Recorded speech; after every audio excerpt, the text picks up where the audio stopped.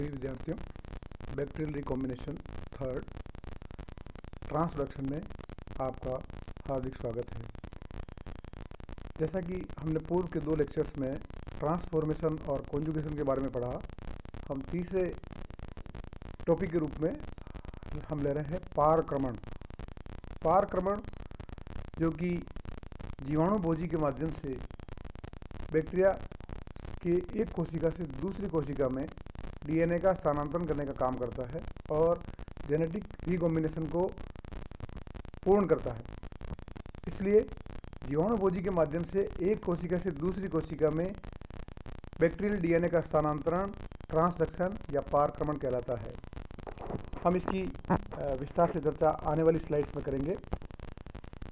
Transduction is the process of moving bacterial DNA from one cell to the another cell using a bacteriophage. The process was discovered by Ginder and Lederberg in 1951 in Salmonella typhimurium bacterium, that is a typhoid bacteria, in which this process was discovered. Bacteriophage are just phage or bacterial viruses.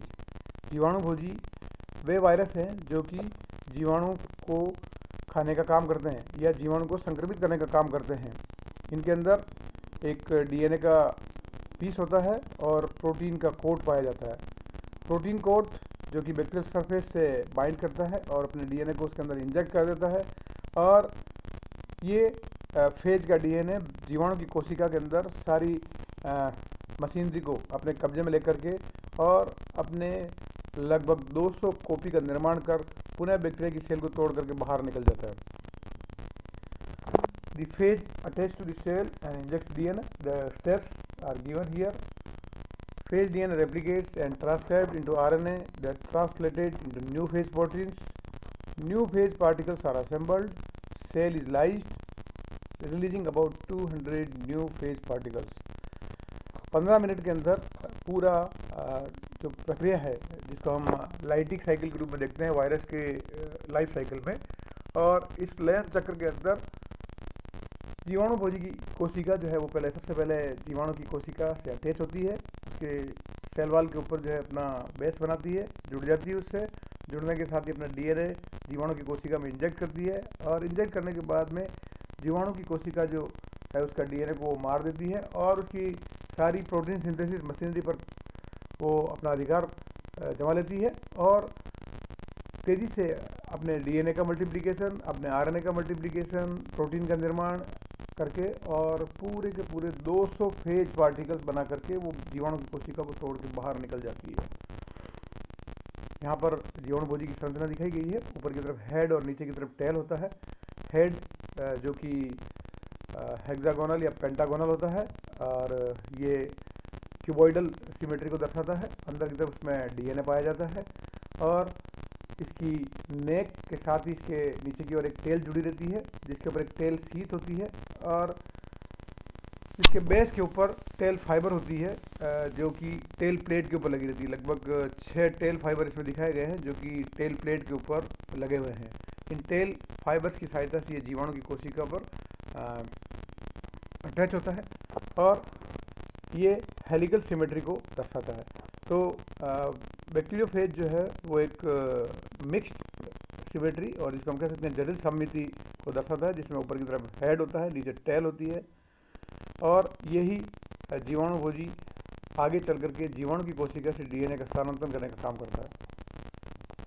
यहाँ पर इस पूरे procedure को दिखाया गया है किस प्रकार से जीवाणुभोजी यहाँ पर आकर के जीवाणु की कोशिका पर अटैच होता है। अटैच होने के साथ में अंदर जाकर के किस प्रकार से बैक्टीरिया के डीएनए को मार करके अपने पार्टिकल्स बनाता है, और ये सारे पार्टिकल्स जो कि असेंबल होकर के और पूरा जीवाणुभोजी के पूरे असेंबली का निर्माण करता है, और फाइनली ये लाइज के द्वारा, रिलीज के द्वारा जीवाणु कोशिका को तोड़ देता है और 200 फेज पार्टिकल्स जो है बाहर निकल आते हैं। ये सामान्य मल्टीप्लिकेशन का प्रोसेस है जो कि जीवाणुभोजी में पाया जाता है। यहाँ पर ऊपर जीवाणुभोजी दिखाया गया है। जीवाणुभोजी किस प्रकार से इसकी फाइबर से अटैच होता है और किस प्रकार से उसका डीएनए अंदर की ओर पेनिट्रेट करता है।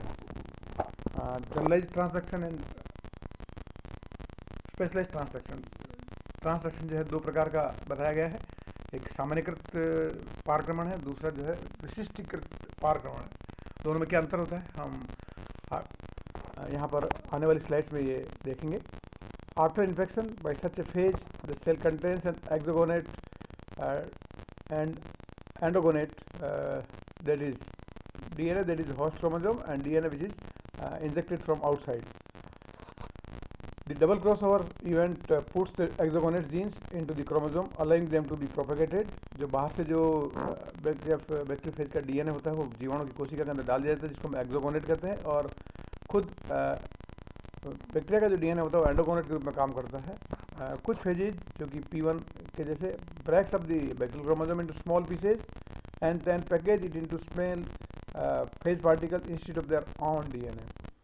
कुछ जीवाणु भोजियों के अंदर जैसे P1 के अंदर वो अंदर घुसता है, अंदर घुसने के बाद में जीवाणु के DNA को मार देता है और मारने के साथ कई सारे छोटे टुकड़े कर देता है।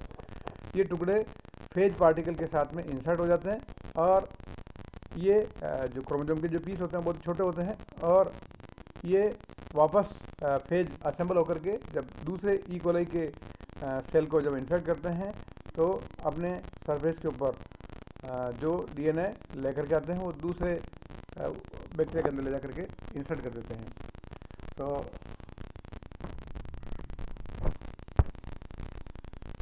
यहाँ पर जनरल ट्रांसडक्शन दिखाया गया है किस प्रकार से बैक्टीरियोफेज का DNA अंदर एंटर करता है। यहाँ पर ये एंटर कर रहा है, एंटर करने के साथ ही ये बैक्टीरियोफेज का DNA दिखाया गया है और बैक्टीरियोफेज का DNA जो है इसको बैक्टीरिया के DNA को टुकड़े कर देता है। ये जो बैक्टीरिया का DNA है इसके साथ टुकड़े कर देता है और इसके जो पीस बनते हैं कुछ पीसेज जो है वो बैक्टीरिया के DNA के टुकड़े जो है वो जीवाणु भोजी के DNA के साथ जुड़ जाते हैं और ये जो नया DNA जो कि रिकॉम्बिनेंट होता है ये दूसरे बैक्टीरिया की सेल के ऊपर जा करके जब अटैच होता है और अपना DNA वापस उसके अंदर घुसाता है और वो DNA ले जा करके दूसरे बैक्टीरिया के DNA में जा करके इंजेक्ट कर देता है। यहाँ पर ये दिखाया गया है। तो स्पेशलाइज्ड और जनरलाइज्ड ट्रांसडक्शन के अंदर हम देखते हैं कि दोनों की जो प्रवृत्ति है उसमें भिन्नता होती है।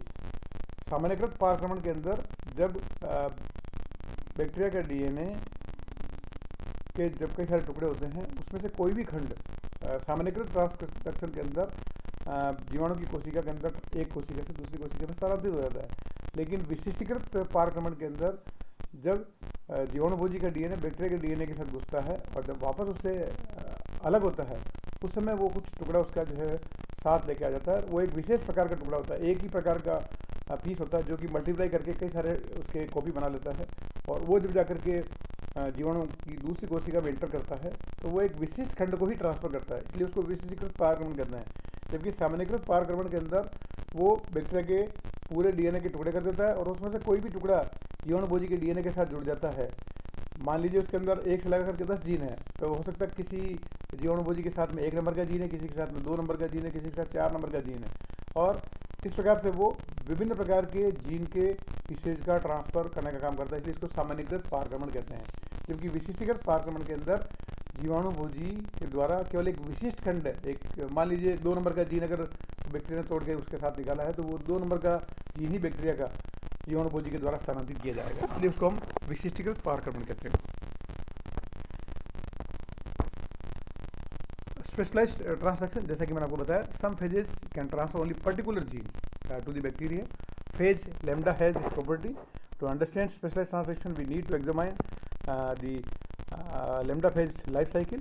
Lambda has 2 distinct phases of life cycle. One is lytic cycle and another is lysogenic cycle. The lytic cycle in which bacteriophage enters into the host cell, then it makes its copies and lyse the bacterial cell and release the new phage particles.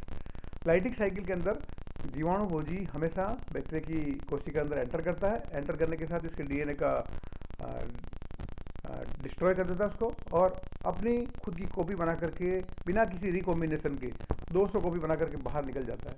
लेकिन lysogenic cycle जो कि लयजनक चक्र कहलाता है, ये lambda phase की life cycle के अंदर ऐसा फेज होता है जब जीवाणु कोशिका के अंदर जीवाणु भोजी का DNA जब एंटर करता है तो जाकर के बैक्टीरिया के DNA के साथ में इंटीग्रेट कर जाता है और बैक्टीरिया के DNA के साथ इंटीग्रेट करने के साथ ही वो एक प्रोफेज का निर्माण कर लेता है। और साथ साथ में वो मल्टीप्लाई करता रहता है, जीवाणु की कोशिका के साथ में मल्टीप्लाई करता है। शुरू में वो बैक्टीरिया के डीएनए को कोई भी नुकसान नहीं पहुंचाता है और अपनी कॉपी किया जाता है, लेकिन कुछ समय के बाद में वो उन्हें बैक्टीरिया के डीएनए से बाहर निकल आता है, और बैक्टीरिया के डीएनए से बाहर निकलने के साथ ही जब बाहर निकलता है तो वो बैक्टीरिया के डीएनए का कुछ भाग अपने साथ तोड़ करके ले आता है, और फिर वो बैक्टीरिया के डीएनए को मार देता है और अपनी खुद की फिर कॉपी करता है, अपने डीएनए की कॉपी करता है और अपने प्रोटीन बनाता है, और इस प्रकार से 200 कॉपी वो अपनी बनाता है। बनाने के साथ ही जब वो तोड़ के निकलता है तो इस जीवाणु भोजी के डीएनए में बैक्टीरिया का कुछ डीएनए, एक पर्टिकुलर डीएनए, एक विशिष्ट डीएनए इसके साथ में जुड़ा रहता है, और इस डीएनए का ट्रांसफ़र वो जीवाणु भोजी के माध्यम से वो दूसरी कोशिका के अंदर, बैक्टीरिया के अंदर करता है और वहाँ ले जाकर उसको इंटीग्रेट कर देता है, और इसीलिए इसको हम लाइसोजेनिक साइकिल कहते हैं। और इसी के द्वारा जीवाणु भोजी लयजनक चक्र को कंप्लीट करता है। यहाँ पर इस साइकिल को हम देख सकते हैं किस प्रकार से फेज का डीएनए सबसे पहले बैक्टीरिया के सेल में एंटर करता है। एंटर करने के साथ में इसके साथ में ये अपनी विशिष्ट कॉपी बनाता है, जुड़ जाता है, जुड़ने के साथ ये मल्टीप्लाई करता है, और मल्टीप्लाई करने के साथ में ये प्रोफेज का निर्माण कर लेता है। जैसा कि मैंने आपको बताया कि जो है बैक्टीरिया का डीएनए और बैक्टीरियोफेज का डीएनए दोनों आपस में एक दूसरे के साथ इंटीग्रेट कर जाते हैं। ये घुसने के बाद में उसको डैमेज करने का काम नहीं करता है। जब कुछ समय के पश्चात जब वो काफ़ी अपनी कॉपी बना लेता है, और कॉपी बनाने के साथ ही ये उससे भिन्न हो जाता है, अलग हो जाता है, और अलग होने के साथ जब अलग होता है तो अपने कई सारे कॉपीज़ के अंदर अपना डीएनए उसके साथ में तोड़ लेता है, उसका मल्टीप्लिकेशन होता है, 200 कॉपी बनाता है, और फिर जीवाणु भोजी की कोशिका को तोड़ करके ये कई सारे 200 फेज लगभग बना लेता है। Lambda phase can only incorporate into single specific site called as ADT lambda. The GALE gene is one side of the at lambda, and the biogene, that is genes responsible for biotin synthesis, on the other side. Sometimes when lambda come out of the chromosome at the end of the lysogenic phase, it crosses over its wrong point. When it happens, a piece of the E. coli chromosome is incorporated into the lambda phase chromosomes. These phase that carry an E. coli gene in addition to the lambda genes are called as specialized transducing phases. जैसा कि मैंने आपको बताया कि जो है जब ये इससे अलग होता है तो ई कोलाई के एक जीन को यह अपने साथ तोड़ के लाता है, और इसलिए ऐसे फेजेज को स्पेशलाइज्ड ट्रांसड्यूसिंग फेज कहते हैं। और ये या तो गेल जीन को लेकर आते हैं या बायो जीन को लेकर आते हैं। गैलेक्टोज या बायोटीन सिंथेसिस जीन को अपने साथ ले आते हैं, और इस जीन को ये दूसरे जीवाणु की कोशिका में ले जा करके इंजेक्ट कर देते हैं। यहाँ पर इस पूरे प्रोसीजर को दिखाया गया है, पुनः आप समझ सकते हैं। यहाँ पर ऊपर प्रोफेक दिखाया गया है,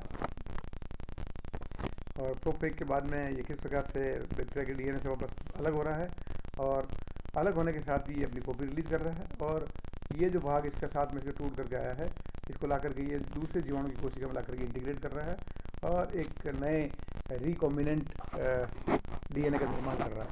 तो यहाँ पर स्पेशलाइज्ड ट्रांसलेशन के अंदर जीवाणु भोजी के द्वारा एक विशिष्ट खंड को ही एक कोशिका से दूसरी कोशिका में ट्रांसफ़र किया जाता है, और इसीलिए इसको स्पेशलाइज्ड ट्रांसडक्शन के नाम से जाना जाता है।